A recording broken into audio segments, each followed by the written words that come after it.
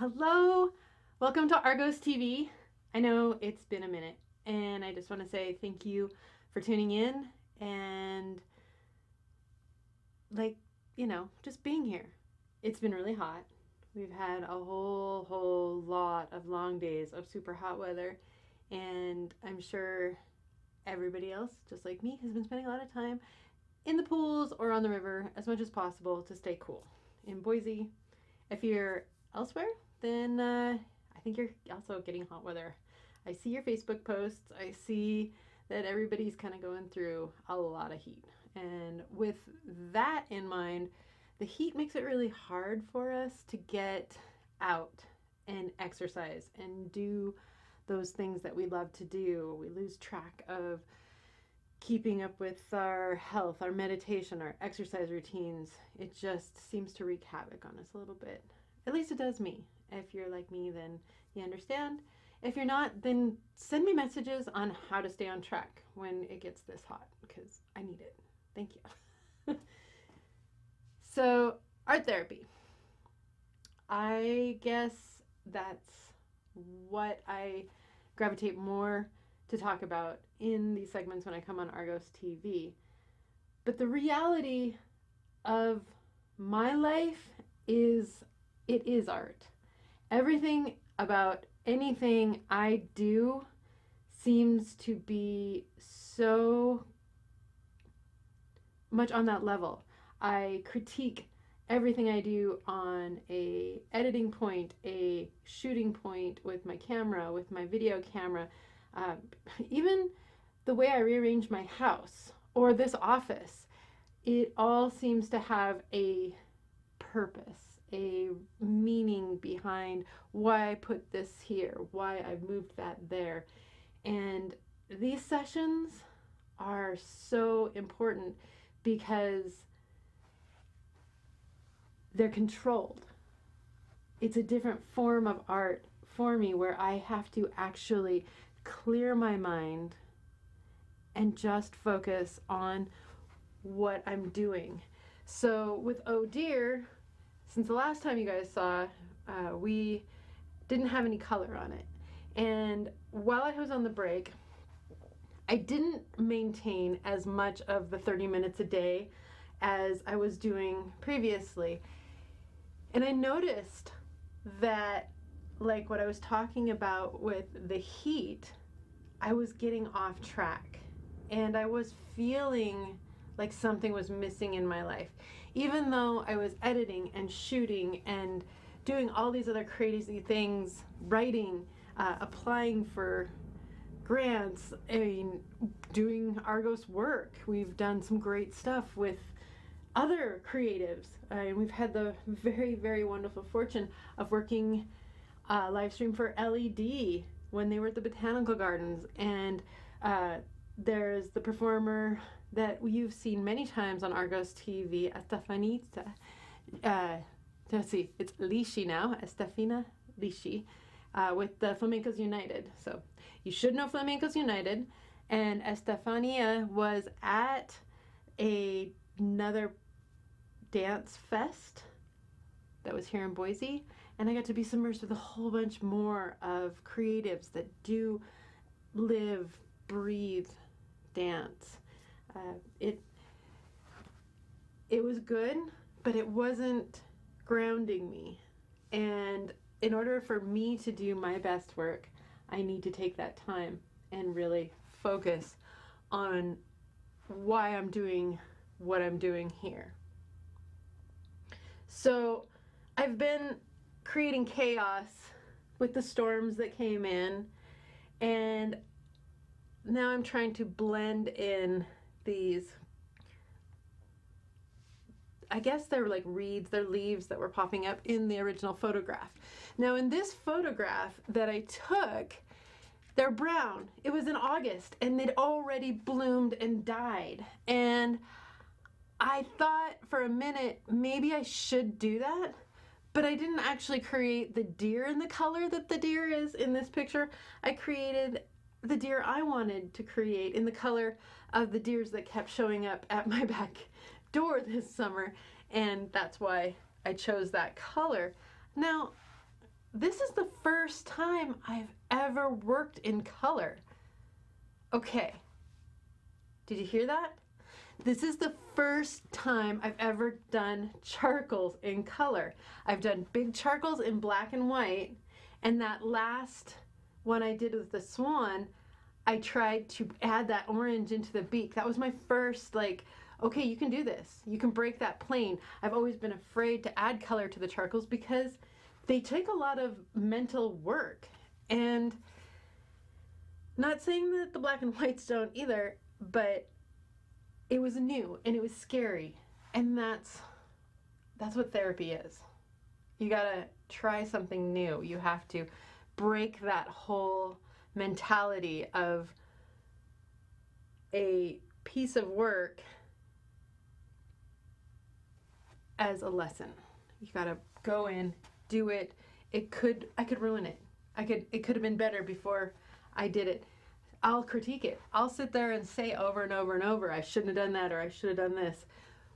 But it doesn't matter. You just got to do it. You got to put it on the paper. So without further ado, I'm going to take a blending stick and work some more of this and try and get a little bit of art therapy in so that I can be a little more focused to tell you about what other things my brain has been creating.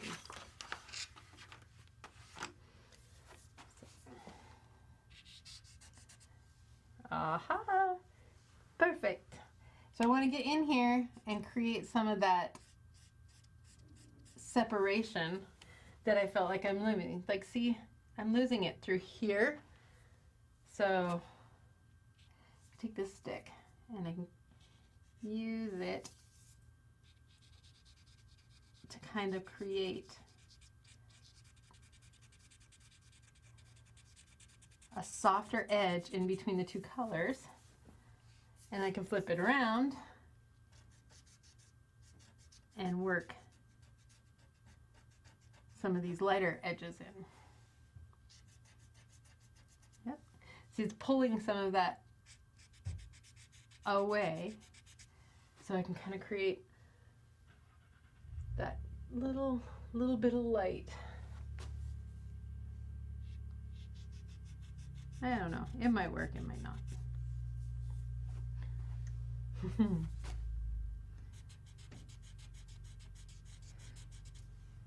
Yeah, it's helping.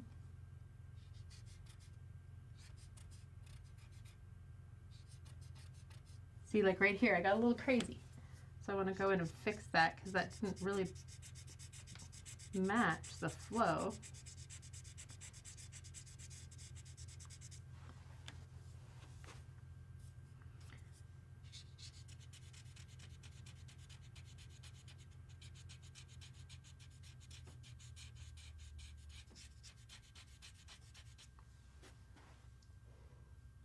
I work this in.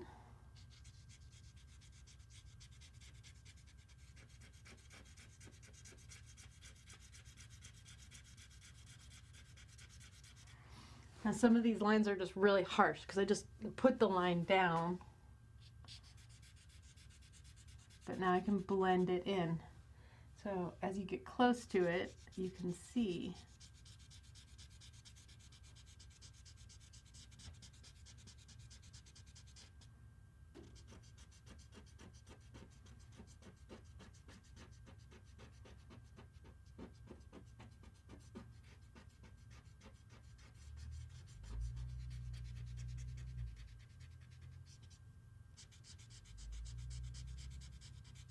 okay, so like this guy, it's not working the way I want it to.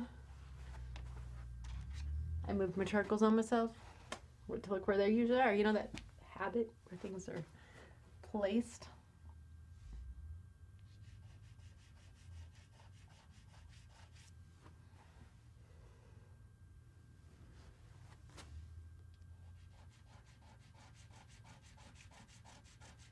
Okay, so that blends really well with these guys. Now if I go and I want to add it to here, which I really want want to add it into this background to tie that together. And I keep asking myself, if I do that, is that going to mess with where I think my light source is coming? But I'm drawn to it. So, all these little areas that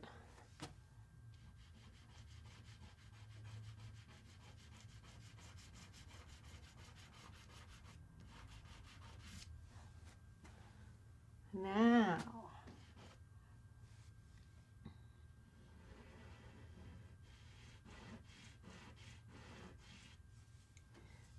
I can kind of mix in between.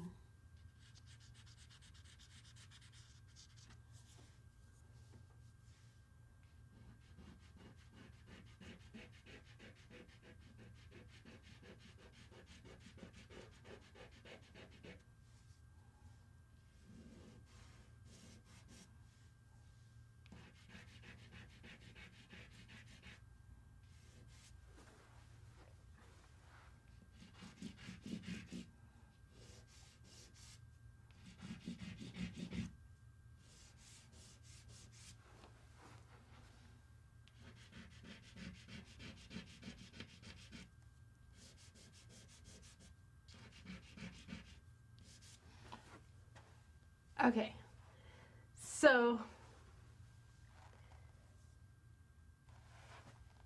what I want to share with you today is not so much, oh dear, but the process of creating this work.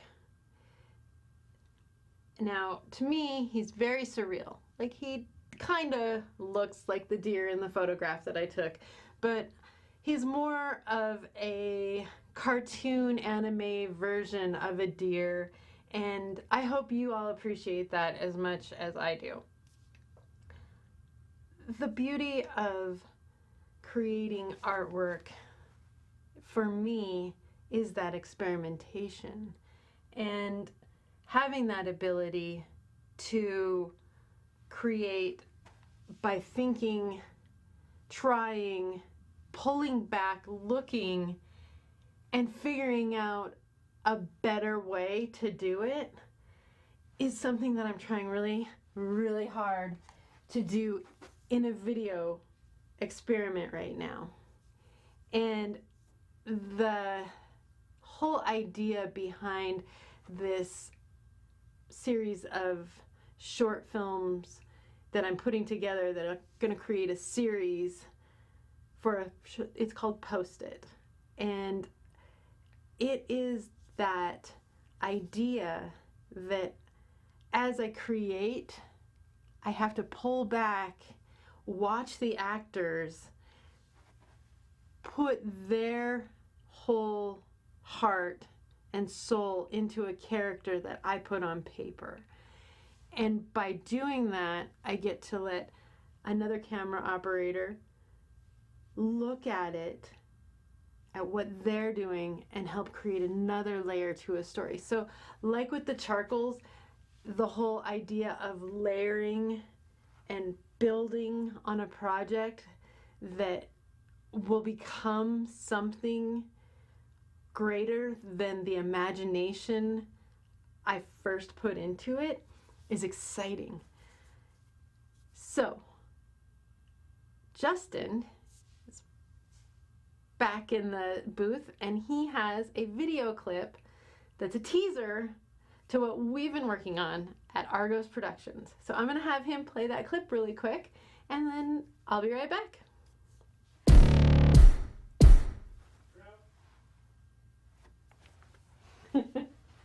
Oh God, that's so, I'm out of practice. It froze?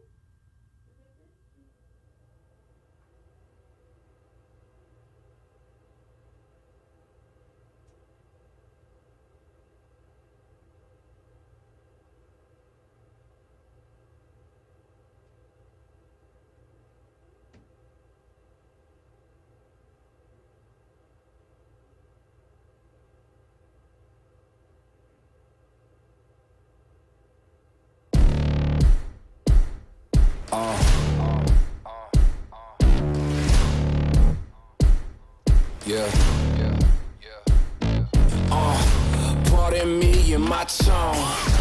You can't step to my throne. They ain't working like me. I did this on my own.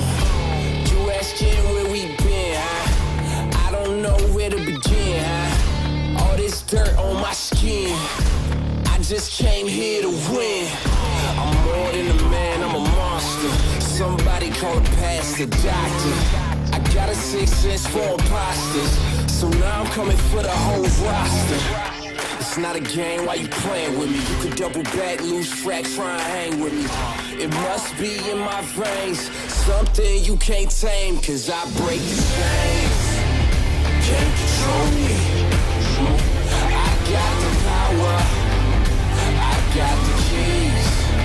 Cause I break the chains, they try to hold me. I'ma push back, just wait and you'll see.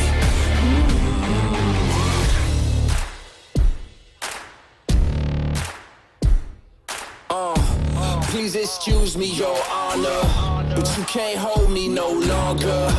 Can't you feel the vibrations? I broke out and left traces. Go ahead, try to catch me if you can, man. You'll be looking all night, I'm the Sandman. New York, London to Japan. I'ma show the whole world who I am. Boom, boom. Okay, so that's it. That's the intro to Post It. Post It was started in 2018. Started writing a series of ideas on how social media was affecting me and the people around me. I would hear people talking about it and I would start to collect all these little stories. I'd see people talking about it on TV. I would see people like talking about it in their own posts. And it started me thinking so much about how people see me, how I see myself, what I put out to the world, and what I expect to get back. I know, it's weird. No, it's everybody. We all feel this way, that way. That's one of the reasons why we dove so far into self-care during the COVID pandemic. We all wanted to find ways to figure out how to meditate, to work through these fears, these frustrations, and get to a place where we can all breathe.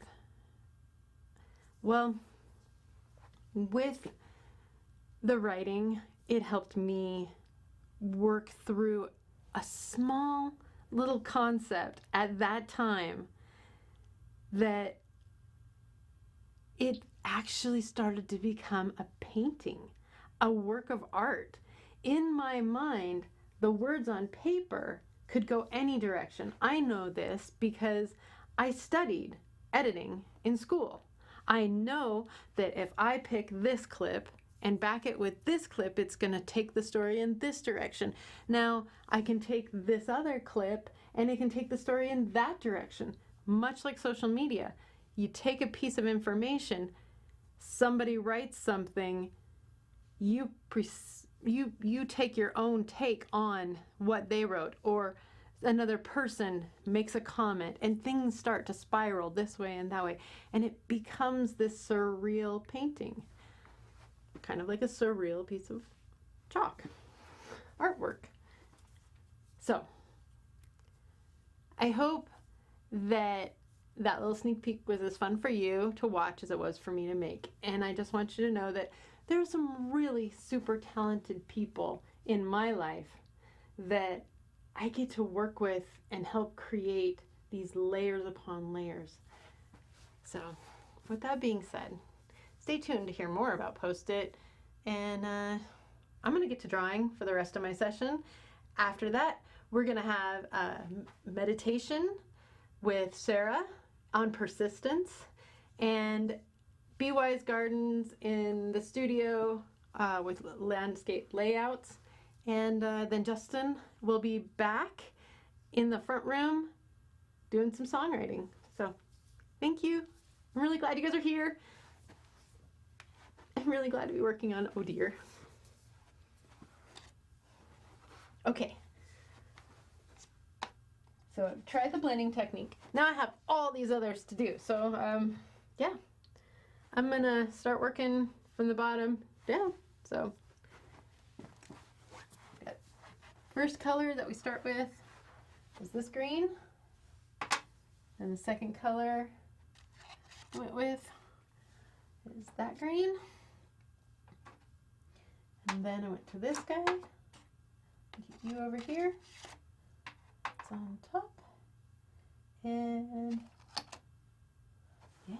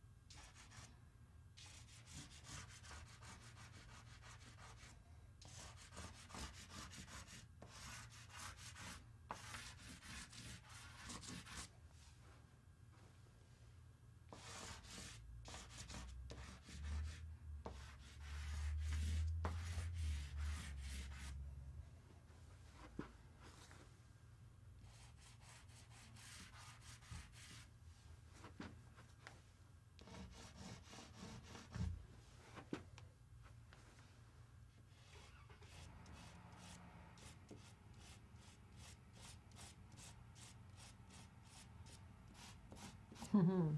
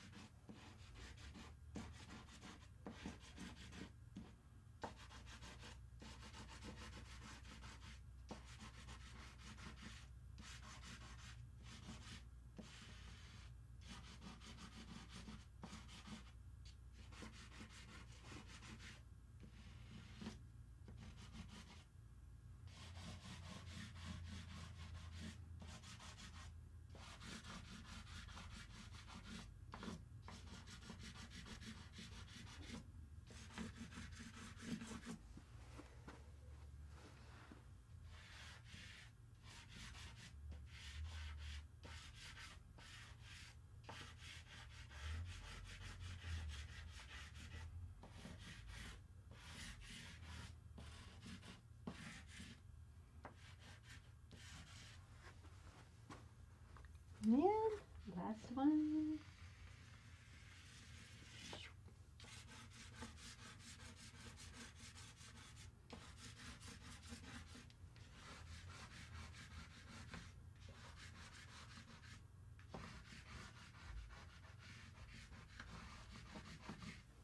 All right.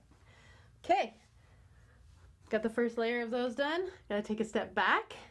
Step out of frame. Yay. Okay. Now, take the next color. Like I came in here, so I have that. Then I came in, do a little bit more. I'm gonna start down at the bottom again.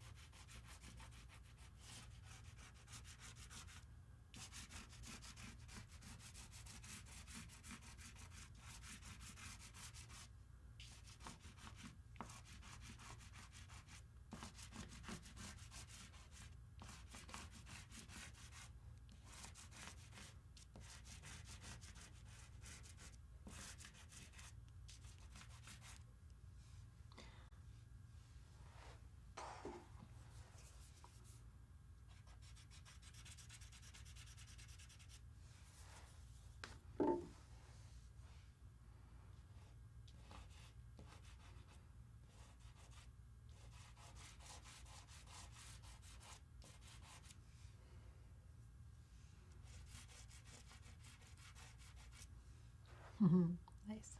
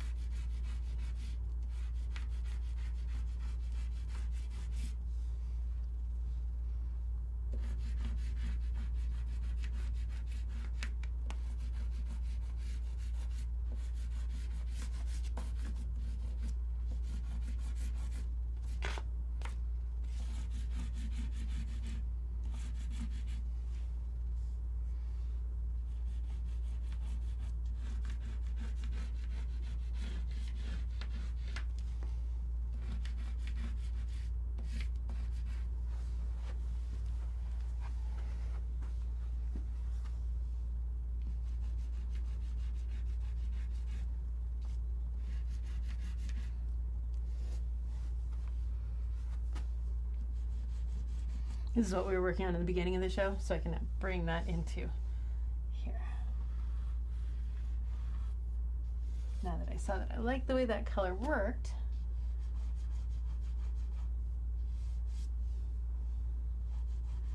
I shouldn't say that color, that shade of verde.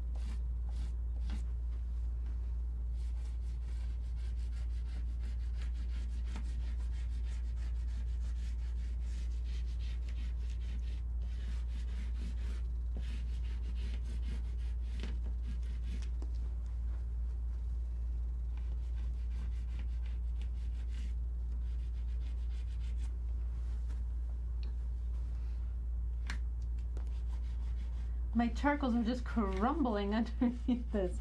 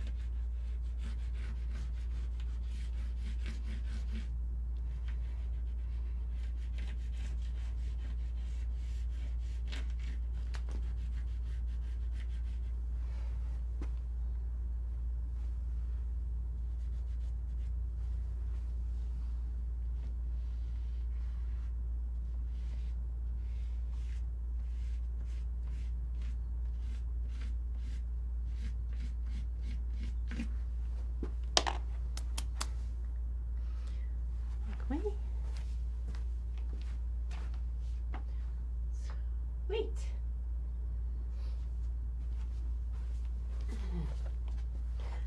Another shade of verde.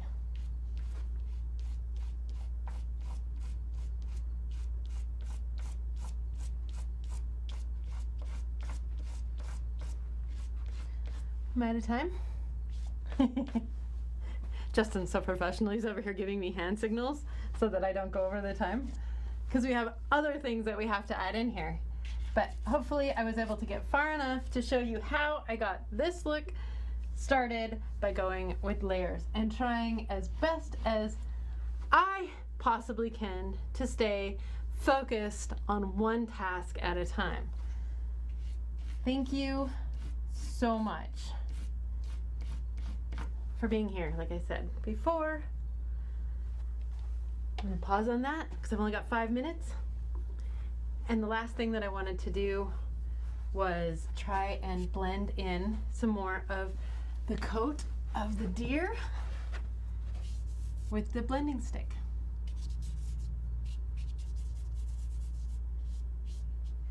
So get some more looking like that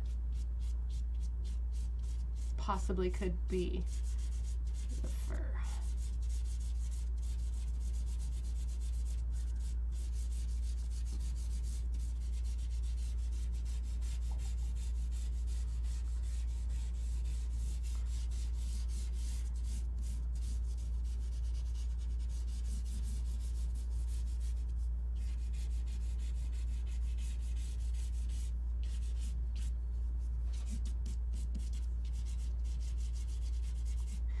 The fur is just like the leaves, where I've taken so many different layers and now I'm just removing and adding and removing to try and create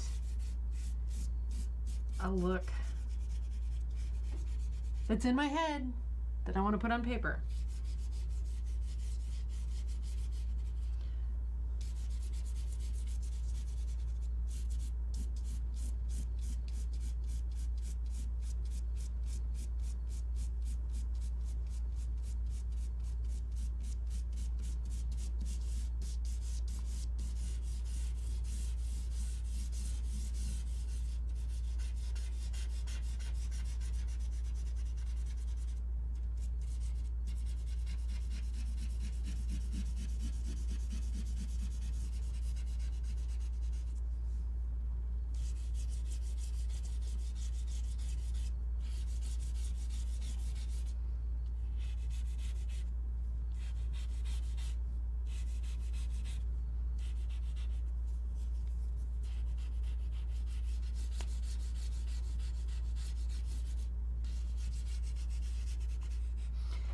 Okay, as soon as my time's up, Justin's just going to switch it over to Sarah, the brain cleanup coach, to talk about persistence, as I persistently try to keep working on this deer.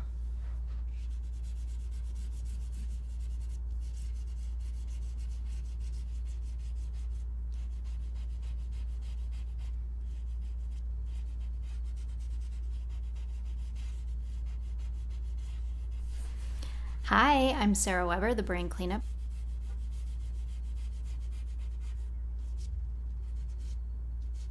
coach, and this is your 10-minute mindset fix on persistence.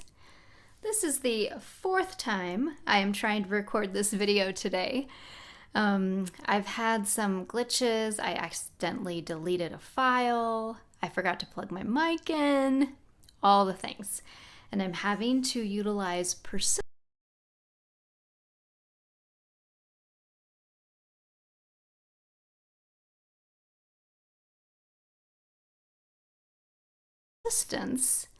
in order to get this done. The first 2 videos I tried to do were about something completely different, but then this crazy mess started happening, and I decided that I was going to change the subject and talk about persistence, especially because I need it right now, because I am trying to be persistent to get this video done. And persistence doesn't necessarily feel good, right? You know, I'm sure you've heard the saying, it feels like banging your head against the wall when you're having to do something over and over and over. But there's a really good reason for this. Your brain is highly concerned with conserving energy, and it only wants to pursue what could benefit you. And so when you're having to do a task over and over and not getting the result, or not, proving the benefit to your mind, then your brain is going to start to put on the brakes. And it can do this in a few different ways. It's going to start asking you, is it worth it? Or you may even have some lovely thoughts come into your head, like, oh, the universe obviously doesn't want me to do this, or something like that. And so you choose to stop. And you can totally do that. That is completely fine. Except if it's really important to you, right? Which for me, recording these videos, these talks and meditations is really important to me. And I like getting these done. And therein kind of lies how to stay persistent. It's expectation and belief on the other side. What do you expect to happen? What do you believe is going to happen? And is that worth it? Do you need to look forward to that for your brain? Because your brain is stuck in this place where it's not seeing the benefit, so it wants to stop. So this is about getting out of your subconscious mind and up into your intellectual thinker and realizing what future outcome there could be to doing the task you're doing, even if you keep failing at it over and over. And your brain, again, is going to get uncomfortable and try to make you stop if it's happening too many times. And that's where you need to coach yourself if you really want to get it done.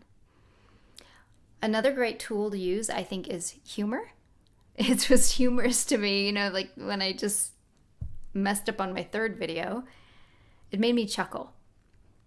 And, I can feel that discomfort part of my brain is feeling, because it's like, I'm over this. We should be done with this. But I have a vision in mind. I have an expectation for the outcome of this, and that it could possibly help other people. And so I'm trying and trying and trying again.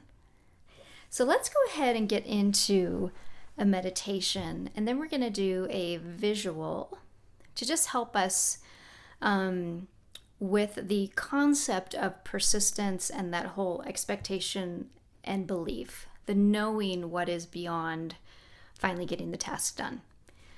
Okay, but to start the meditation, just go ahead and sit up straight. You can either, be cross-legged on the floor or in a chair. The reason you want your back straight is that during meditation, especially since we utilize breath, you are moving energy up and down your spine. And I mean, energy is always moving up and down your spine, flowing out into your body, into your nervous system, and then signals are getting delivered back to your brain. So when we sit up straight, it just creates a straighter path for flow. So go ahead and sit up straight, feet on the floor, not crossed. And we're going to take in 3 deep breaths, in through the nose and out through the mouth. And on that third exhale, go ahead and close your eyes. So do this at your own pace. I'll do it at my own pace. And let's go ahead and begin.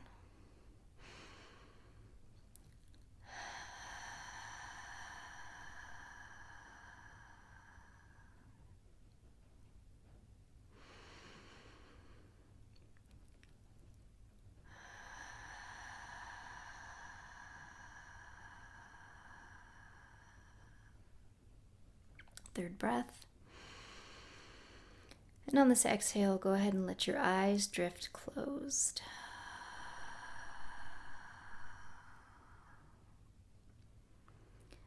And now bring your attention to your body for a moment. You can just let your breath return to normal. But just take a moment to recognize where your body is coming into contact with either itself or something else. So for instance, if your hands are in your lap, you can feel your hands against your legs. If you're sitting in a chair, you can feel your back against the backrest of the chair, your feet against the floor. So go ahead, take a moment, just do a quick scan and see where you feel that contact coming into play.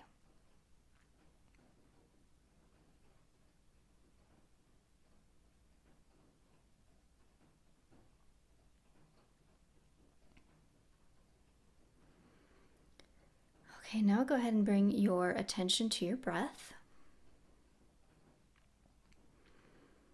Feel the air getting pulled into your lungs, pushed out with the exhale. Now there's something that's persistent, your lungs. Hopefully, they don't quit.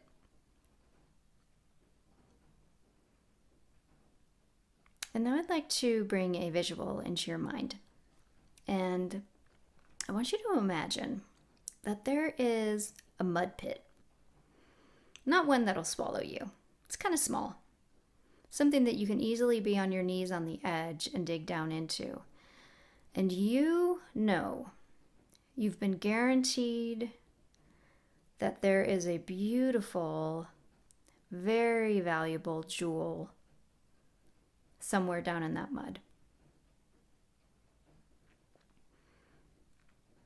But there's also a stream that kind of runs into the mud pit. Water trickles in, and mud's constantly trickling into this pit. And I want you to imagine reaching a hand in and scooping some out, moving it to the side.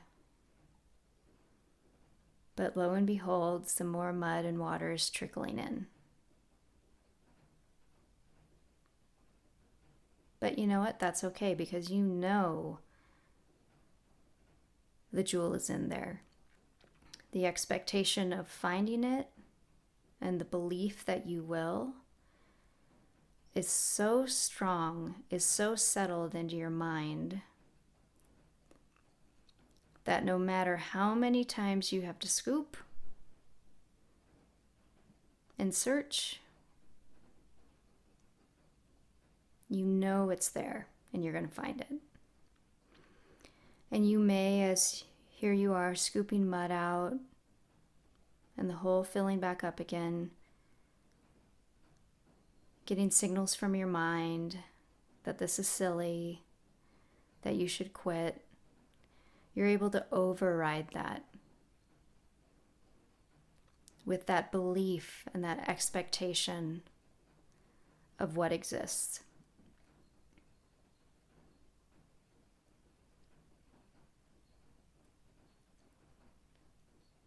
And you keep on digging, and you're making a little progress now. And then you scoop your hand in and you feel it. And you pull your hand out, and there is that beautiful jewel that you knew you were going to find. Go ahead and hold it in your hand for a moment and just look at it. Feel the excitement mixed with relief.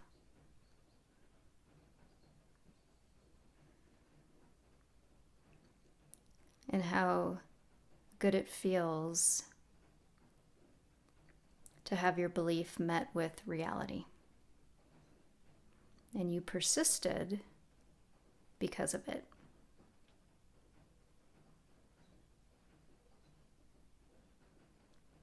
Okay, now go ahead and bring your attention back to the breath. Take a deep breath in, exhale, and open your eyes. How was that visual? Was it kind of fun? If you don't like getting dirty, maybe it wasn't that fun for you, but hopefully it was okay in your mind and you can see that your hands are clean. But I think it's just important to reiterate about expectation and belief and how that creates a dynamic for persistence, for continuing to pursue something that you know to be a possibility in the future. Thank you so much for joining me in this video, and I will see you in another one. Bye. This one's pretty easy because it's just grays and then some of these brown tones. I'm like notorious for bringing way more than I need. I started painting just from like riding on skate spots and stuff. I was gonna roll out just the background and I cleaned up a little bit. It's like an old box truck that this guy John owns. I used to go to Boise High and walk past this garage all the time. And he's been letting us paint on it for like 10 years. Like, can you paint that hole in the tire for me? Yeah, I got you. I'll just fix it up real quick. Yeah, it's gonna be tight. I like adding a couple of little elements in there that are like really subtle.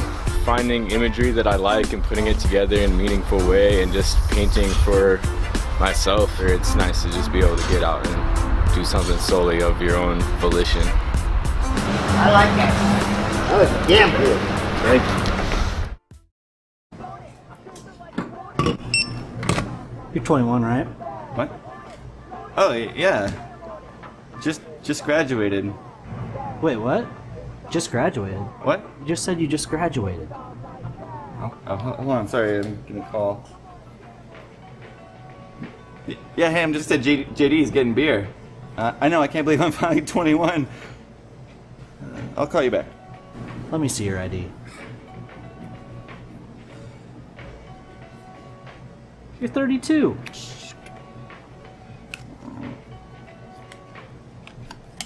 Chip.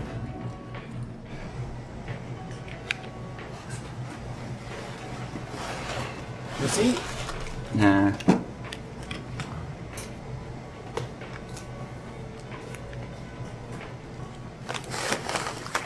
The beard's fake. Just go.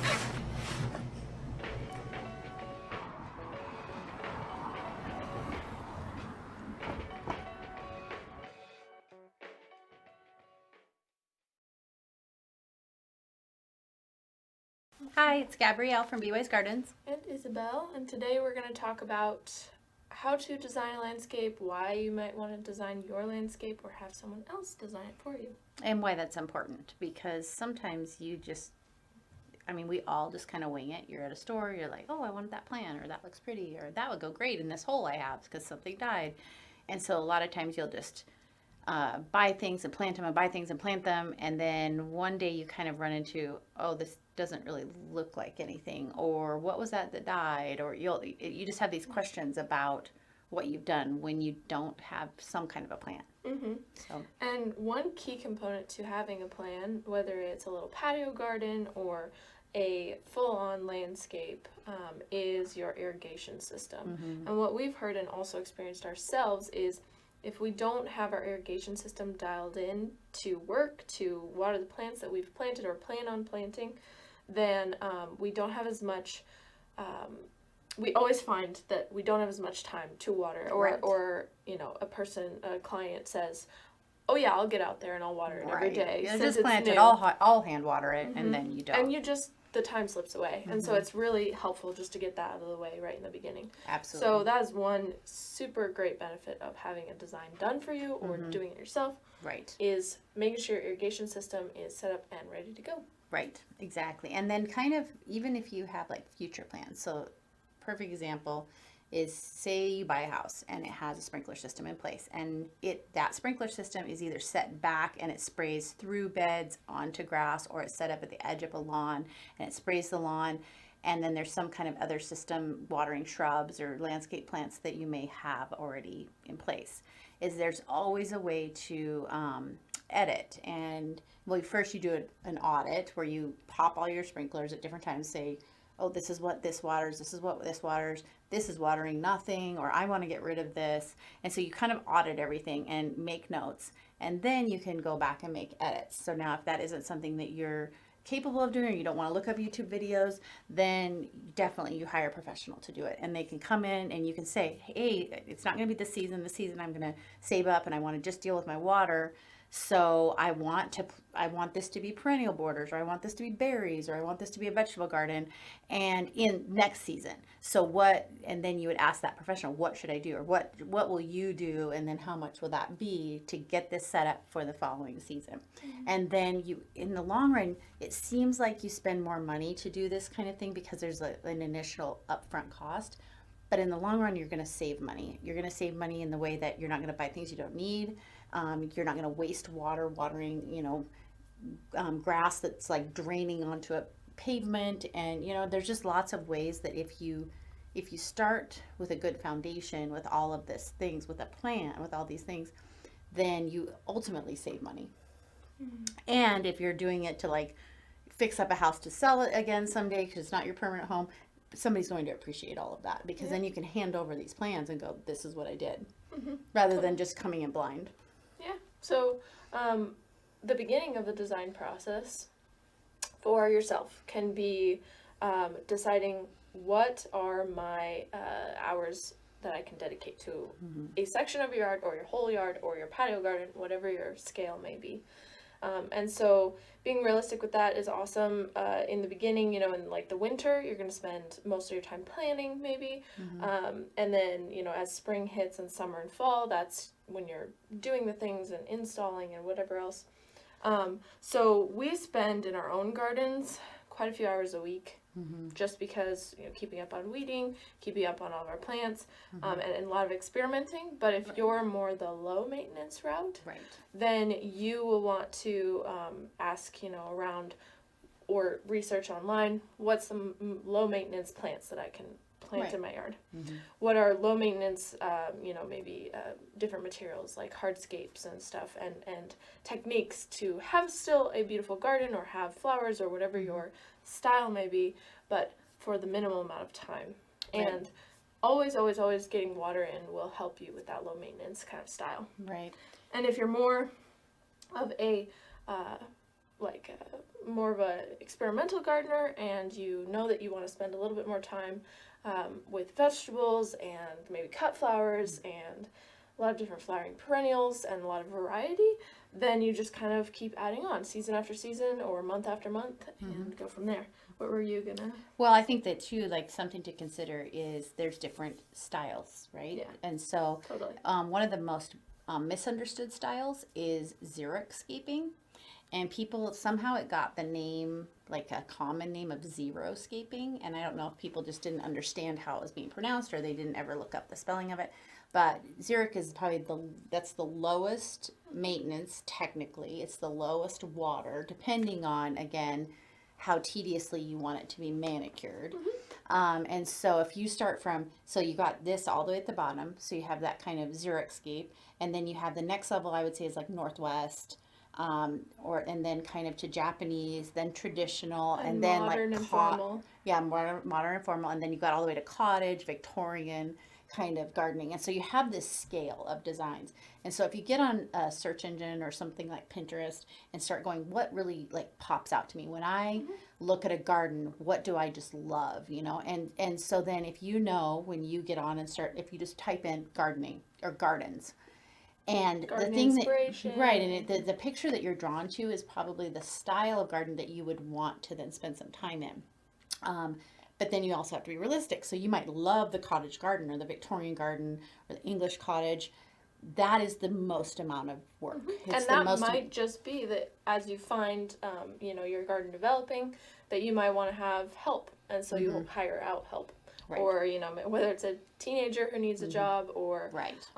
Some company. Right. It's totally possible to have an elaborate garden, still be invested in it, excuse me, and not spend a ton of time maintaining it. Right, you yourself, but it just in the grand scheme of it, it just takes the most time because you're deadheading, you're dividing, you're doing, you know, making sure things are staked up and, you know, held up and all that kind of thing, all the way back to Zurich, which again kind of just, you know, the flowers fall off, it, you know, it kind of self-compost. Still requires maintenance. Some cleanup. Still requires maintenance, certain things. But the number one thing is that, and my point was going to be, is that it requires water. Yeah. Is that people have this idea that this xeriscape is xeroscape, meaning zero water. And we literally just met with a couple and they were like, we didn't know that we had to water these things. And it was just, they had moved from somewhere that was maybe, I don't know, but maybe they moved from somewhere like Seattle or Portland where you don't have to water things because it's just naturally more humid there. But, you know, you have to research those kinds of things because you can have this really grand idea in your head.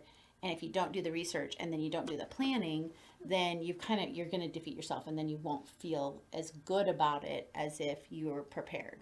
So she was saying water, you know, get your water inside too. Right. So finding your style and finding the amount of time you think you might be able to invest in it and going from there.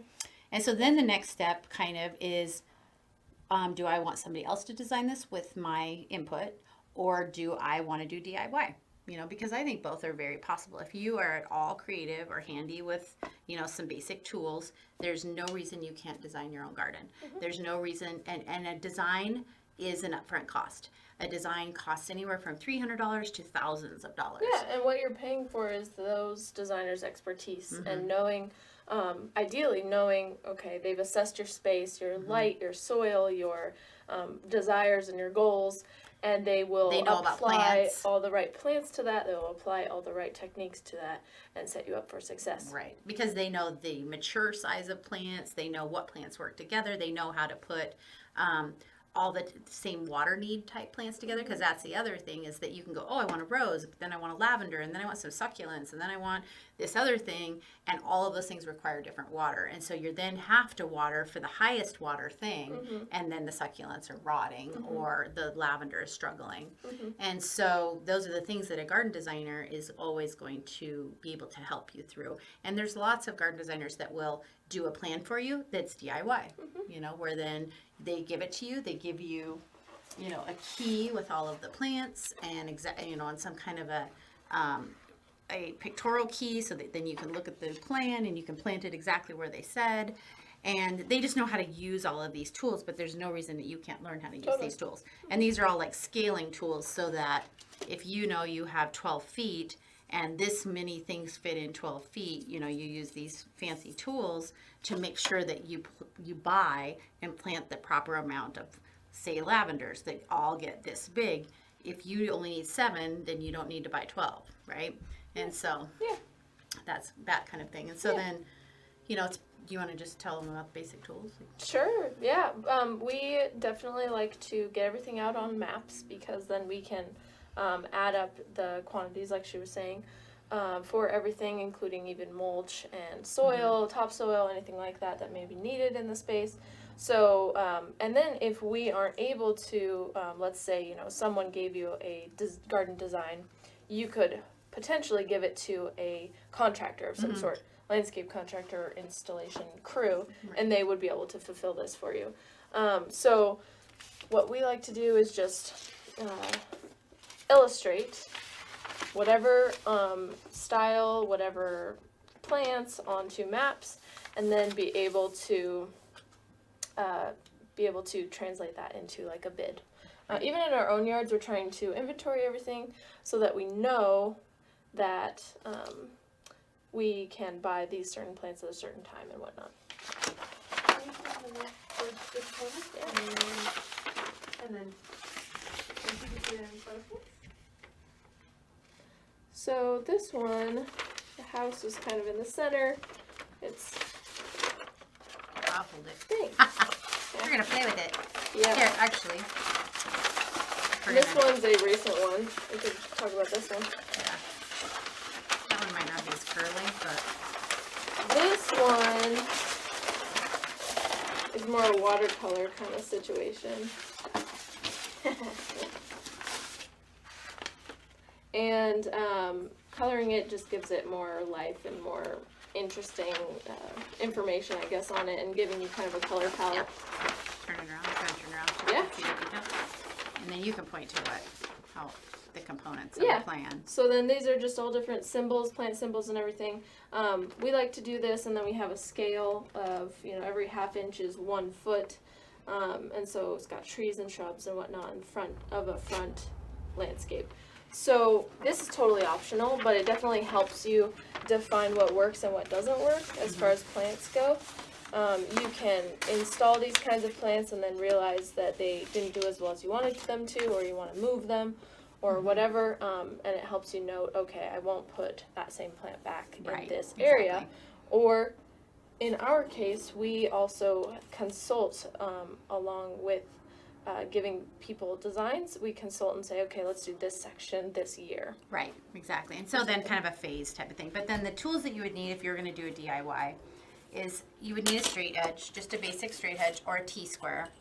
And this is just good to be able to, make straight lines, be able to measure things.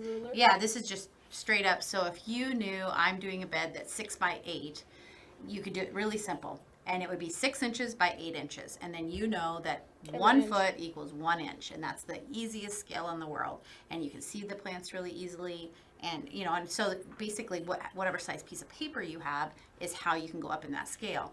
So now when you have to start cutting things into increments, because maybe you don't want to have a piece of paper the size of your dining table, you want to be able to get down to this, like this scale on this one is 1/2 inch, or 1/2 inch is a foot. And so then that's what this fancy ruler is for, is that then you find the 1/2 inch scale and you draw everything. Not get lost in your numbers. And then you draw everything to that 1/2 inch scale. It's good to have some kind of a triangle so that you can do angles. Some kind of an artist tape. This doesn't stick. It has a low tack, so it won't tear your paper when you move it around, if you do have to do it as something like a dining table and you have to keep lifting it. This is another little fun tool for making lines. And again, it would lay on a T-square and you'd slide it back and forth to make lines. I can't remember what this is called. I can't remember what it's I'm trying called. to remember. And then this is obviously to make circles. And Just again, a lettering guide. Yeah, it's same thing. This is, again, by scale. So say I was doing a 1/2 inch scale, I would hold this up and say, okay, which plant, if I know that it's 24 inches, the mature size of this, I'd hold which circle up and go, oh, okay, this, if it's 24 inches, then it's 2 inches, a 2-inch circle. And so then that's how you start planning on this piece of paper. And, I suggest getting some kind of good graph paper. And this is just, design graph paper. And then you can keep that scale, because the key is that you don't want to buy too many plants, or you don't want to buy too few plants, because a lot of times nurseries will have exactly what you want for a limited amount of time. You go back and you're like, oh no, I'm 4 short, and they don't have them again until the next year. And so then you would have to wait. And then this is good too. If you don't have something like this, then you can use that, and then a good eraser and a really good sharp mechanical pencils are best, just because they stay the same size. And so then you just draw this out based on your drawing, based on what you want, doing research on the size of plants, color it or don't color it. And you made a good point that I want to come back to, is we always plan for the mature size of the plants. So we look up, maybe you buy a 4-inch pot of a plant at a nursery, but where you're planning for is that it will eventually, if it's perennial, it will eventually get to 2 feet or something. Or like 6 that. feet. Or Yeah. bigger, Yeah. yes, totally. That's important for trees and shrubs, which are really hard to move typically. Right. And so, you want to avoid them getting crammed out and actually need to be removed at some point. So you want your landscape to be to live as long as possible and stay as healthy Right. as possible. And so what's That's what the- we want for each Yeah. landscape. So what's the website that you use? I also like is there- Gardenia. Oh, yeah. Gardenia, I can Mm-hmm. never remember, .net, and that one is good for information on just all plants, Mm-hmm. plant styles, landscape styles. There's also the Missouri Botanical Gardens. They have a website that they give information on every plant if you just use their little search bar. Right. And they also give information that's really important, like does it tolerate clay soil? Does it tolerate Right. sandy soil? Does it need a lot of fertilizer? Things like that. And that all, there's so many moving parts to designs. Whether you outsource that and have a garden designer do that for you or you do it yourself, it's cool to get to know your own landscape and basically set yourself up for success later. Right. So that brings us all the way back to the beginning when we were saying make sure that your water is in really good, your watering system is in good condition. Next step is your soil. So most states, most cities that I know have an extension service or an extension office like a from a university. university. Mm-hmm. And so a lot of them offer soil testing. And so you can totally get online, see how to take core samples to be able to do a soil test. So usually it's taking anywhere from like 12 to 20 samples of Around your whole entire landscape. whole property. And so you're literally Mixing it up really well. and then you mix it up in a bucket, and then you either I think drop you want off. to go down like what, 12 It's inches? like 12 inches or more. right? Because you're going to dig that deep when you plant something. Yeah, like a shrub And or so whatever. you could have this much of look how amazing my loamy soil is, and then below that is just solid clay, and that would affect certain shrubs or certain plants that are like, I hate clay. I never want to, they don't want to grow in certain types of soil. And so then, especially when you have a plant that's just struggling, more than likely there's something deep in the soil that those roots are finally touching that it doesn't like, whether Yeah, that's so- clay or caliche or, lots of different things. Yeah, and that soil sample you can ask just to get a really basic like pH, pH measurement, and you can also ask for like how much organic matter and what the composition of the soil is, how much clay and sand and things like that. You don't necessarily need the information of, for like home gardens, Right. the information of all the little micro and macronutrients. I don't find that super helpful when I'm planting plants that typically just take up whatever they Right. take up. And also, it seems like in certain regions, for sure, if you think about how riverbeds work and how geology, all that stuff working together, there's certain areas that are going to be just sandier, and there's Absolutely. certain areas that are just going to be more clay, and really hard to. And certain areas that are loam because they've had, tree cover for so long Totally. that the leaf litter is just So making. you'll probably get to know your area. Like the Boise Bench is definitely a lot of clay, and then more the River Valley area is a lot more sand. Like if you look by the Snake River or whatever. Right, exactly. And the reason that that's really important in your plan is because that kind of dictates the plants that you're going to be able to grow. Yeah. Because if there's a plant that absolutely does not tolerate a type of soil, but you're really committed to owning that plant, then you're going to have to amend the soil quite a bit. And and it can be done. Like it really can. But it would require you digging down, whenever you're planting a tree or a shrub, they always say, dig the hole, triple the width, and put in compost and do all of this stuff anyway. Very, very seldom do gardeners do that. Usually they dig exactly the size of the pot and they cram it in there and they think, oh, it'll be fine, which usually that works out. But if you do want something and you're spending money on something that absolutely, like certain things, like roses, they want a certain kind of soil. Hydrangeas want a different kind of soil.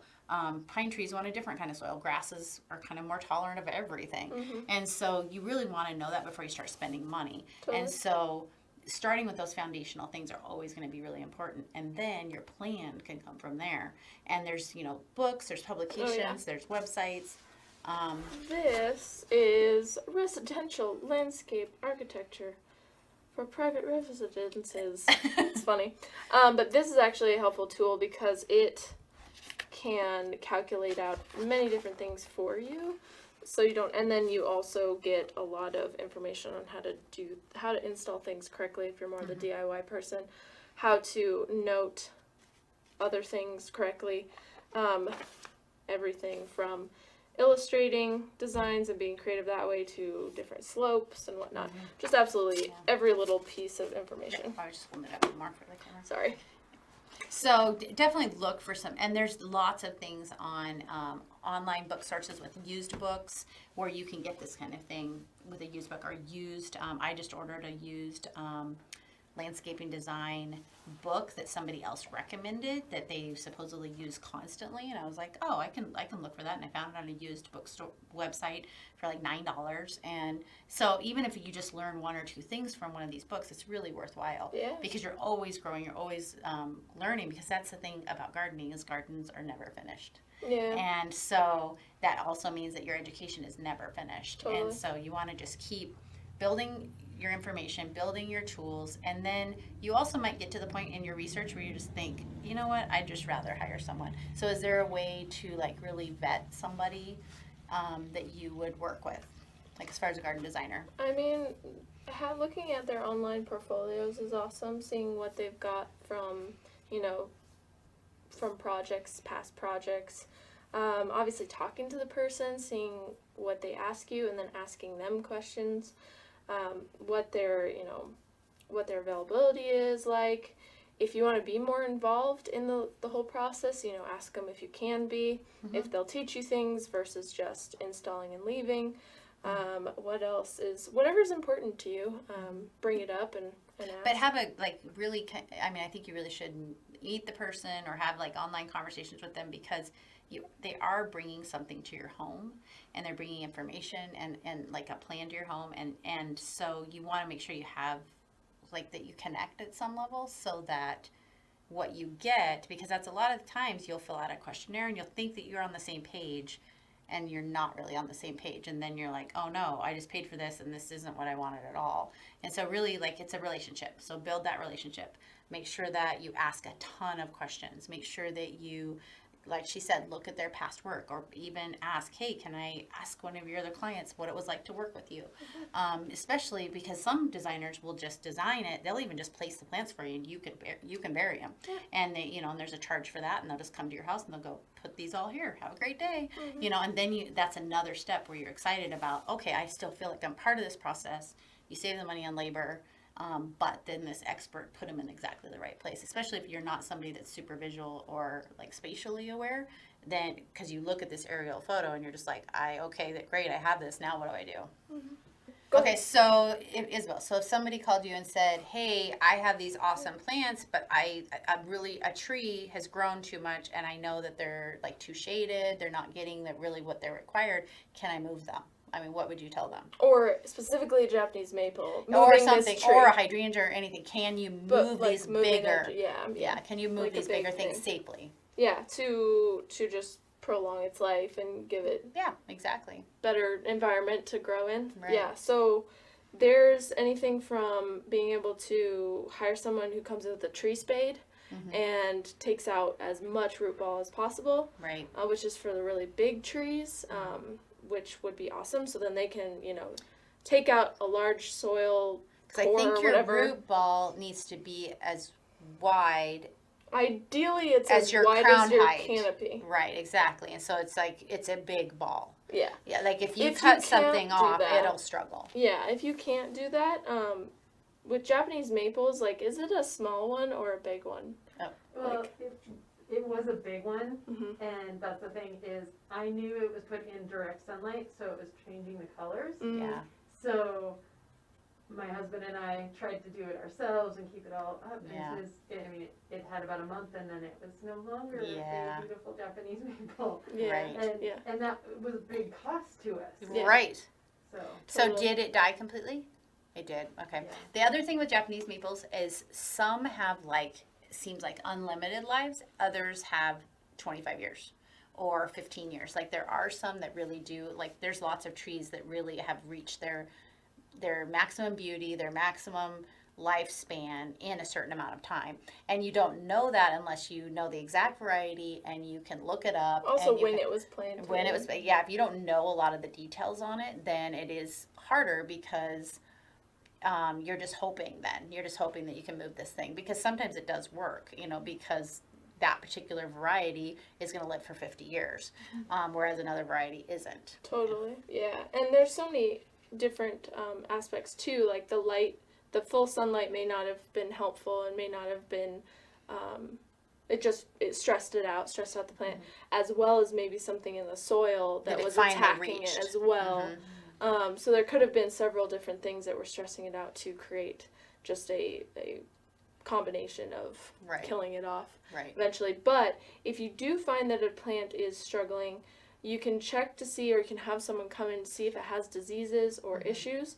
And if it doesn't, then you can move it, and you can either do it by hand, by shoveling it out and, hoisting it out with maybe a truck and all sorts of whatever you can if it's big, and then transplanting it. And you can do that in the fall. The fall is always the best time to transplant big, mature plants. And then again, so say you've transplanted, say you've dug it out, you've done everything according to what's right, then the hole you're planting it in needs to be dug out twice as big. It needs to have all sorts of like really loamy, like compost kind of things in there so that the roots can get going.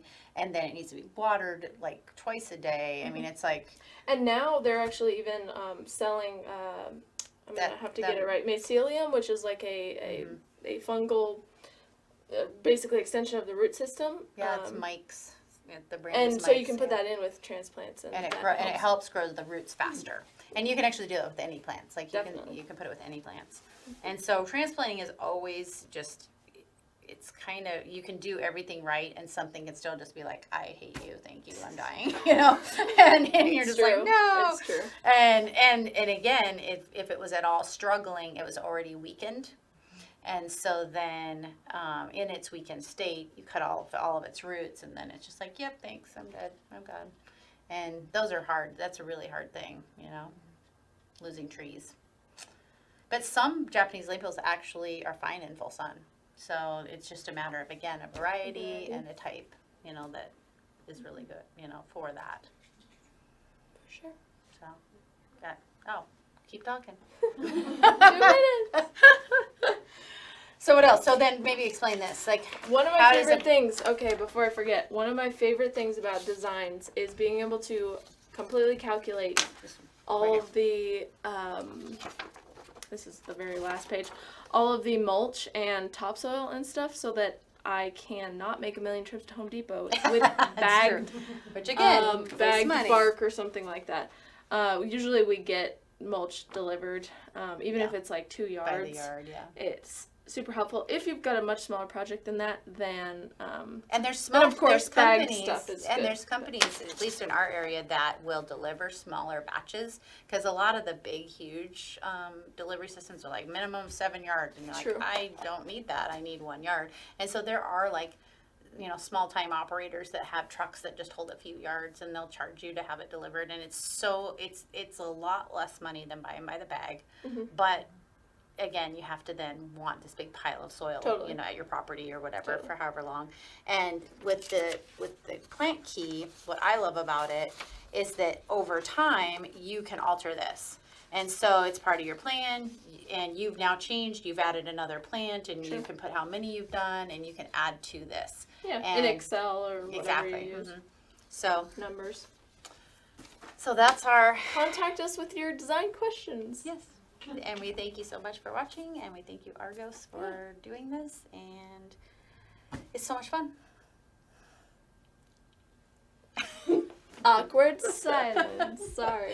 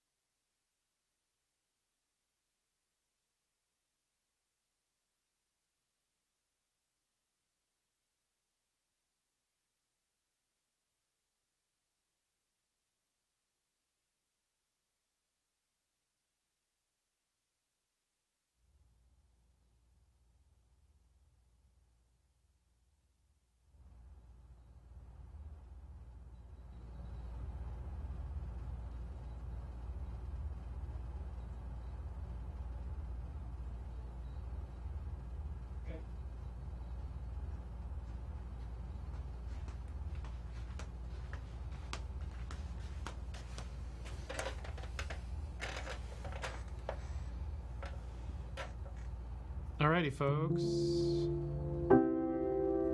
Welcome to another songwriting session here on Argos TV. It is always a great opportunity to learn things here on Argos TV.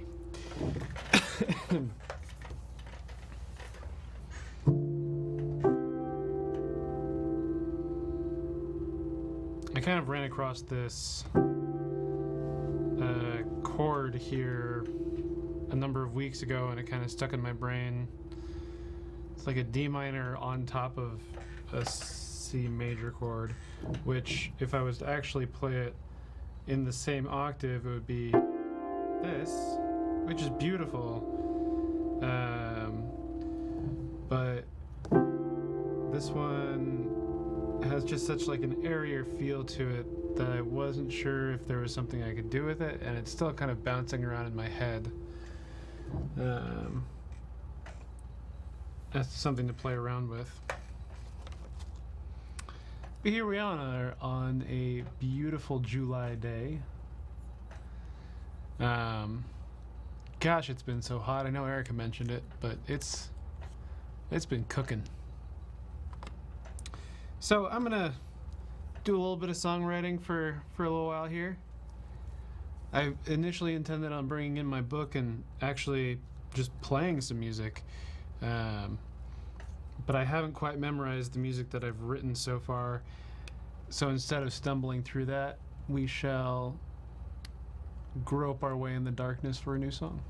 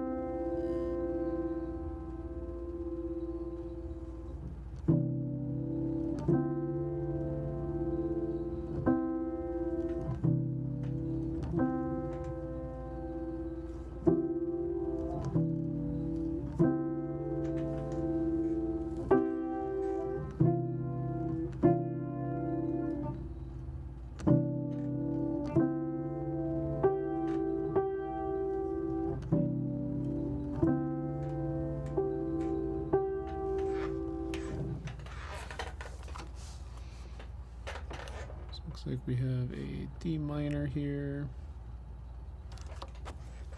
Nope.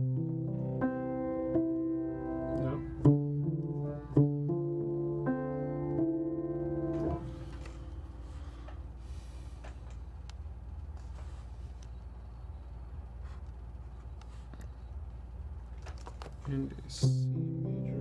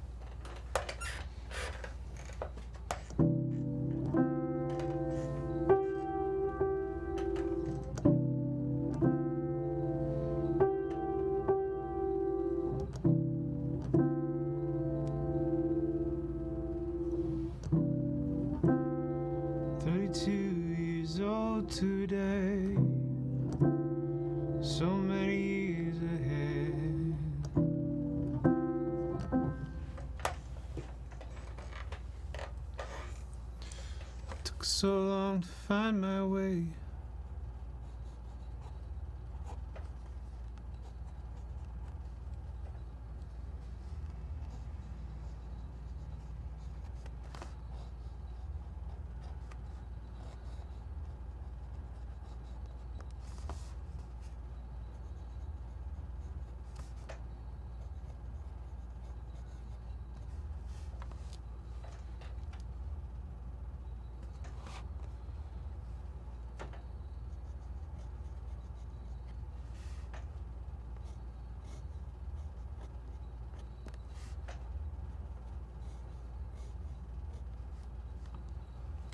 Now it's all systems go. Oh.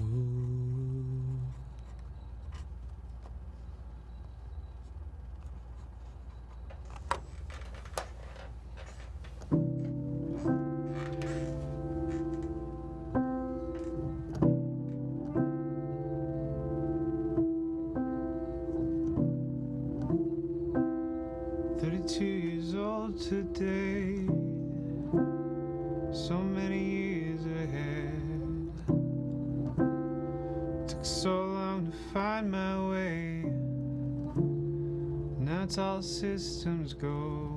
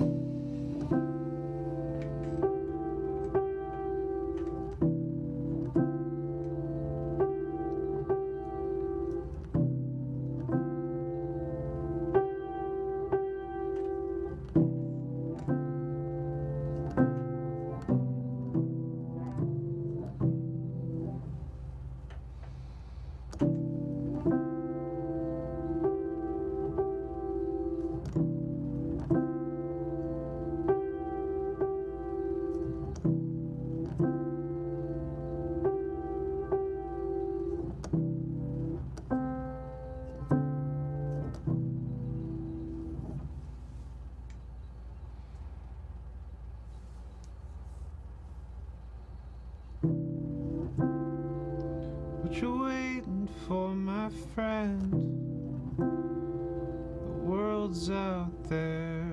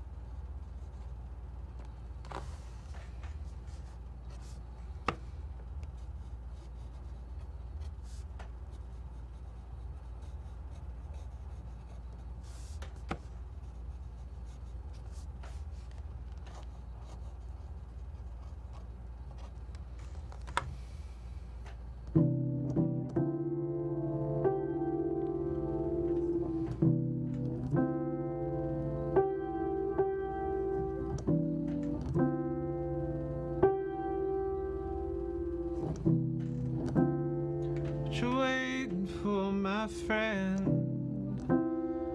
The world's out there.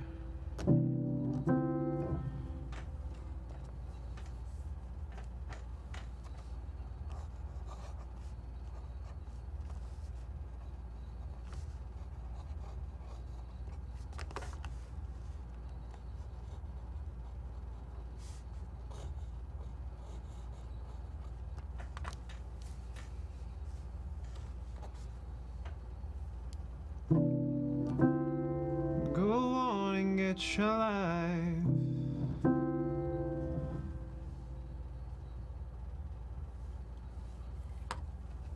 You'll find it where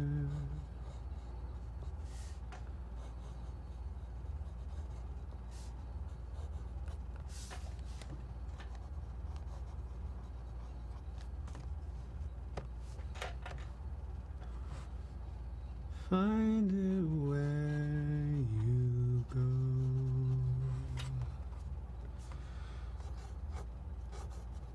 Oh, oh.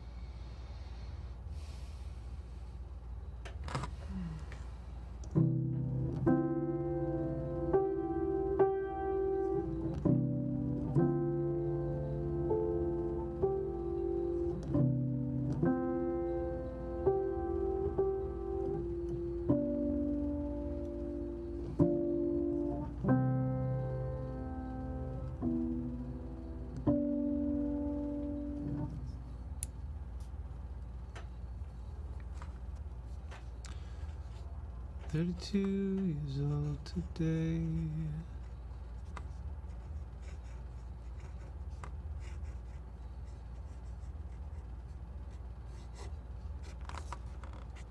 So many years ahead.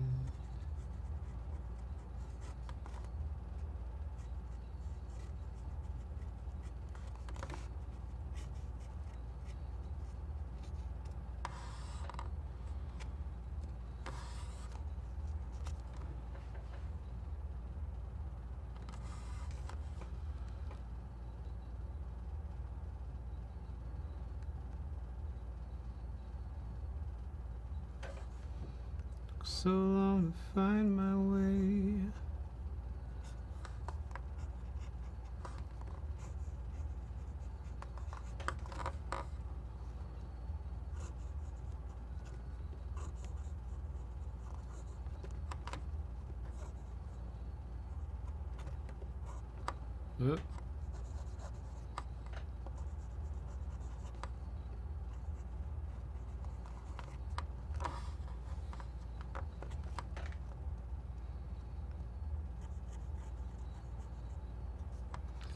Now it's all in my head.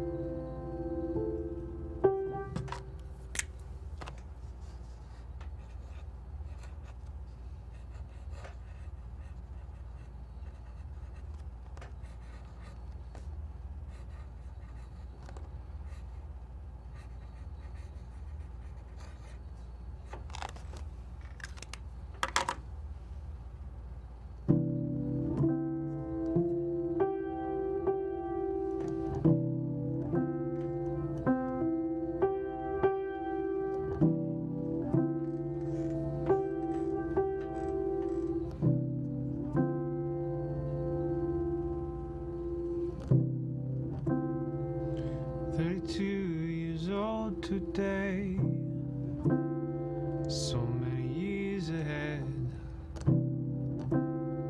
took that's all systems go. Oh, oh,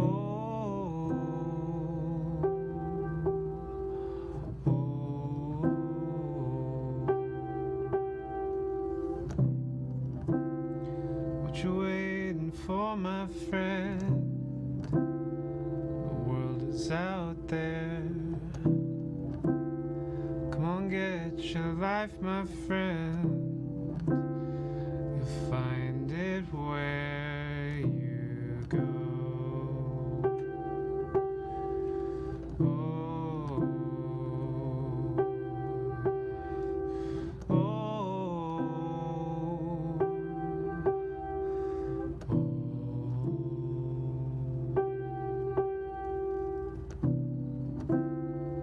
32 years old today, so many years ahead. Took so long to find my way, now it's all in my head. Oh, oh, oh.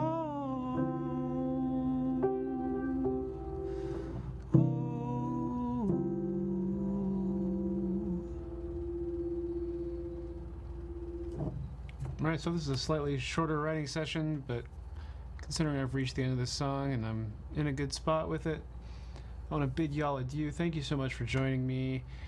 And like today's mantra, persistence is key. Persistence helps make it so when you sit down to the piano and write, or when you pull out your sketchbook and draw, or when you start a new painting, you see it through to the end. You see it through the end of the idea, you see it through the end of the exercise, and showing up on a consistent basis makes you a better you.